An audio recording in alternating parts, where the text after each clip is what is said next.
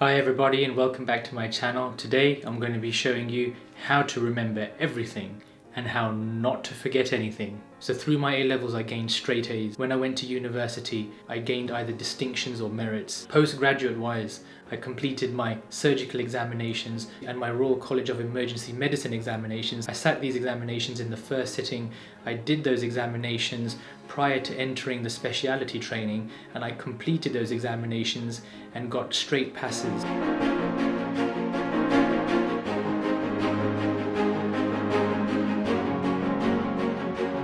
So even though I'm a doctor, all the following techniques and skills can be applied to whatever your background is, whether you're studying GCSEs, studying A-levels, doing any other undergraduate course, postgraduate course, or even self-learning at home.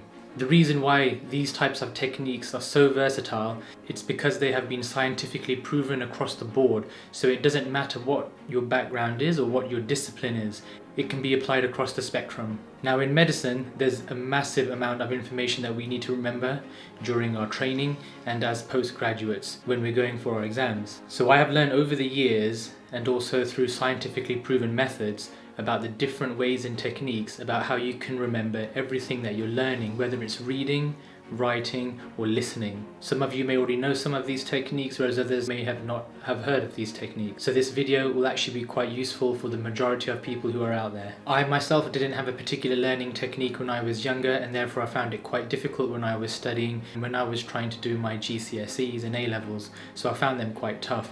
But over the years I learned to tailor the technique and mold it so that it became applicable to myself and my learning style and learning needs. And that's what I'm going to be showing you all at home about how you can do that for yourselves. So let's get into the video. Now firstly, there's something that you all may know, which are the different types of learning styles that are out there. There's something called the V.A.R.K method, the V.A.R.K, that you can see just over here. Now this stands for visual learning, auditory learning, reading, writing, and then kinesthetic. Now visual learners are those that learn through the use of graphs, symbols, charts and diagrams. Those that are auditory learners prefer to listen to themselves talking out loud about the subject, listening to others talk about the subject, podcasts, audiobooks, recording yourself and then playing that back, or through discussion with others. The readers and writers, they're the group that prefer to make lots of notes regarding the topic that they're trying to learn about, and that's either writing directly by their own hand or on the computer, on tablets, or using handouts or PowerPoint presentations that have been given to them before the lectures or before their lesson, and even making notes after the lesson also. The kinesthetic group like to learn through touch, practical components such as experiments, touch feel learning such as using models, role play, acting out the events, that type of situational learning. Now you could be in one of these categories, or what I found out and what the evidence shows is that you could be across the board and actually transition through these different categories, moving from one to the other, or even utilizing all four components into the one subject that you're trying to learn about. There is no wrong or right about how you fluctuate and how you move, and whether you just are one type of learner or whether you are spread across the board. It's about knowing that these techniques exist and that you can apply them to better your own learning that will aid in your memory retention, enabling you to perform better in your subject, allowing you to get the best grades possible and to be the high achiever that you want to be, which will ultimately enable you to get to where you need to go in the future and get the job that you want to have. Also, if you are a teacher of some sort or a lecturer, it will enable you to create lessons and presentations for different learners, enabling a majority of your class to learn better rather than the few. The only way you will know what type of learner you are is by practicing these different techniques and experimenting with them throughout your learning. Over time, I myself fluctuated through these different groups, and as technology advanced, I started to use different technology in order to aid my learning style. So audiobooks started to come out, self-recording was available, whiteboards were available online to look at your handouts online, the ability to type on your laptop and iPads in lectures and sessions became available as well, and these all enhanced my learning. There are apps that exist on different types of tablets that you can use to store your notes, enabling quick access, enabling for much better memory retention. Those apps are such as Notes on Apple, OneNote Microsoft, Evernote, Google Keep, and Notion. Whichever one you want to use will depend on the style that you prefer and the way the app is applicable to yourself. So again, you are only going to know about what is going to be more sensible for yourself. For myself, I prefer to keep bullet points kept on Notes on Apple. So how do we not forget what we're learning? Because the next thing is, how do we keep it in our memory and stop it from leaking out so that we forget? Now, the classic thing that science tells us is that once you learn something, you are very quickly going to forget it. And that occurs within the next few hours after learning, especially within the next few days, and definitely within the next few weeks. And this is where we come to something known as the learning or forgetting curve. So the learning curve, as I'm going to display right here, the more you learn something and the more effort you put into it, and the longer you do it for, and the more you are praised and give yourself positive feedback for it, the more you release positive hormones and create those neuron connections which enable you to learn much quicker through this positive feedback mechanism that exists. This all results in moving short-term memory into the long-term memory. So as you start to further understand the topic and further know about the topic in its more finer details and its fundamentals, and that you make it more of a logical problem solving than simply knowing something as fact, you will move it into the longer term memory compared to the short term memory. So accelerated learning is done through the above methods, and in the beginning it is very difficult. And it's difficult because it's slow and it takes a lot of time and effort, and this is one of the biggest hurdles, and this is where majority of people fall down. So the key point that we need to emphasize right here is not to give up. You have to persist and you have to push past this first hurdle, because once you get past that slowness and the first hump of trying to learn, you notice that this curve starts to change rapidly, and as it changes rapidly, your ability to learn and remember starts to increase, and the movement of short-term memory to longer-term memory becomes quicker with larger amounts of information. Then things start to get easy, and this is where the fun starts to happen with your learning and education. So remember, it's difficult in the beginning, it's slow, and you'll encounter hurdles, and that's where most people give up. Don't give up. You need to persist and you need to push through, because then it becomes much easier, much more rapid, and you'll start to retain and remember information much longer and in much more detail. Then we've got something called the forgetting curve. So as you can see from the graph here, as time goes by, we start to lose our memory in the short-term category of what we've tried to learn or what we've tried to remember. After one day, you will only retain about 50% of the information that you tried to remember. At 7 days, this will drop down to only 20%. This is shocking, but it's completely true, and it's proven by science as well in different studies that were conducted around the world. Now, the interesting thing is that there is a way to counteract this. The way you counteract this is that you have to re-go over your different topics and the subjects that you were trying to learn. You have to cover them in different ways and in different learning styles again and again.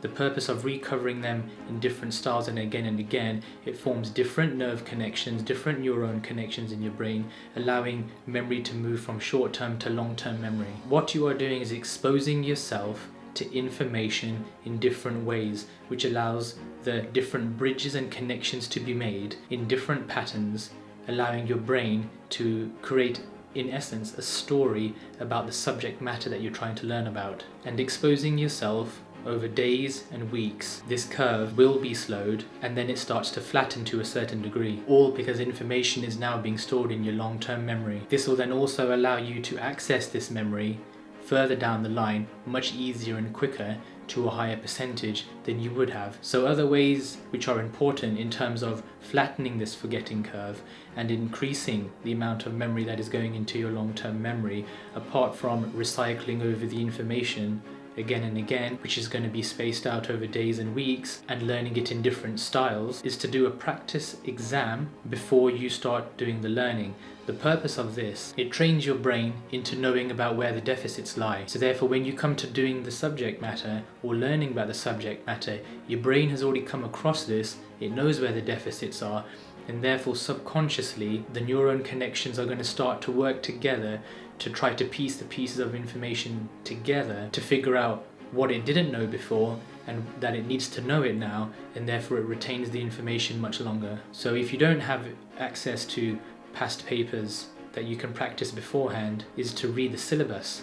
because that's another way to know where your weakness or your deficits lie and what you might need to learn. So when you come to the learning topic, it's going to be much easier and your brain is going to remember the information. Again, this is something that's been proven by science and different studies that have been conducted around the world. It was tested on students that were going to prepare for exams, and those students that did mock exam papers and read the syllabus beforehand and then did learning and then went on to do the examinations actually performed much better than those students who did not do any past papers beforehand. So there's very solid evidence that this method works. So again, covering topics with your friends in different techniques and styles, for example, talking about it to yourself, talking amongst friends, in discussions, allows the brain to form other memories because it links it in with the situation that you were in with your friends or discussion group, allowing to form a different version of a memory to the events, allowing you to remember that subject matter in a completely different way, and it makes it much easier to store in the long-term memory. Also, there's good evidence that reading from print,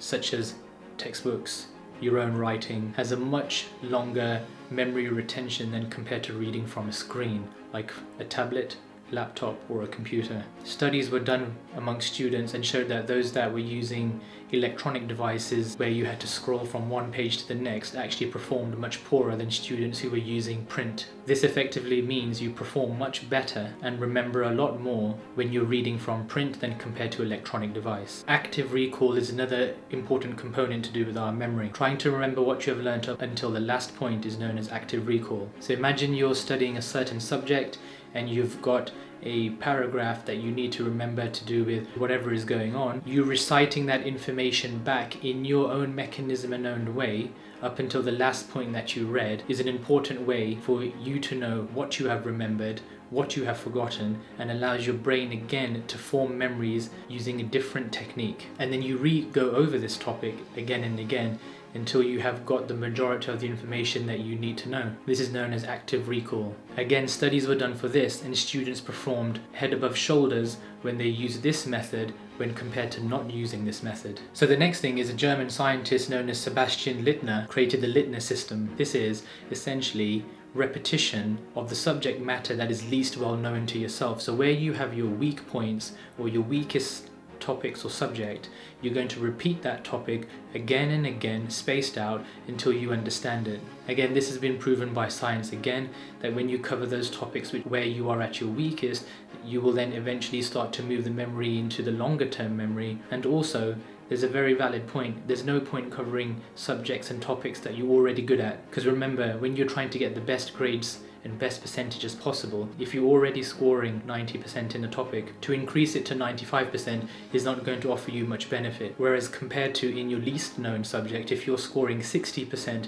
if you can boost that to 80, 90%, then you're going to achieve a lot more and you're going to have a lot more knowledge across the board. Your grades are going to be much better across the board and you're going to be much more well-rounded. And also, you won't have deficiencies in your knowledge. This will make you a very powerful opponent in whatever field that you are in. A physicist known as Feynman created the Feynman notebook method. It essentially has 4 steps. Step 1, identify the subject matter that you don't know and what you want to learn from it. Step 2, write about that subject matter that you don't know, and you are going to write about it in a mannerism as if you're going to teach it to someone else, and that person that you're teaching it to will be a student who may be in grade 5 or grade 6. This shows you how much you know about the subject and the topic and where your weaknesses are in your understanding if you have an inability to explain it to a grade 5 or grade 6 student. Then you go back to the source of the knowledge of where you were learning from, you learn about it in more detail and try to gain a better understanding,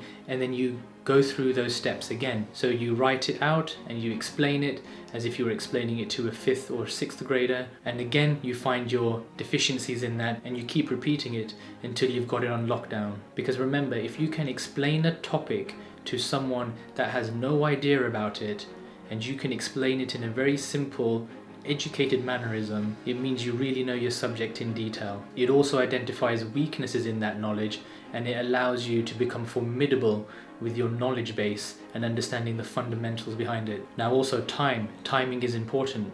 You can't sit there all day learning, revising. You need to be able to take breaks.